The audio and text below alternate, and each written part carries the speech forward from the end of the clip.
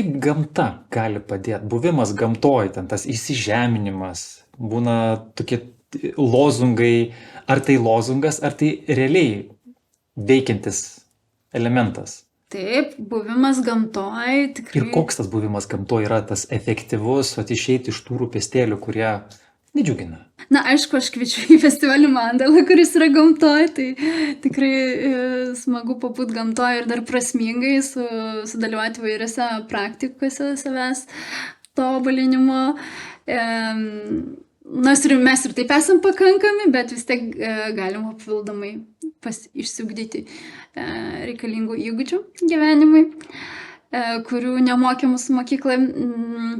O šiaip tai tikrai gamta yra labai naudinga, jinai atpalaiduoja, netgi yra atskira šaka dabar gamtos terapija ir yra gamtos terapeutai. Aš pati net esu dalyvavusi gamtos terapijoje. Netgi yra knyga išleista lietuvių kalba Giedrės Žalytės apie gamtos terapiją. Ir šiais metais Mandalos festivalį irgi bus netgi gamtos terapijos užsiėmimas, tai ten jau bus toks intimesnis pabuvimas gamtoje, reikės išjausti ir tos augalus, ir medžius, ir pajausti ryšį, ne šiaip tiesiog su tam tikrom užduotim pabuvimas gamtoje.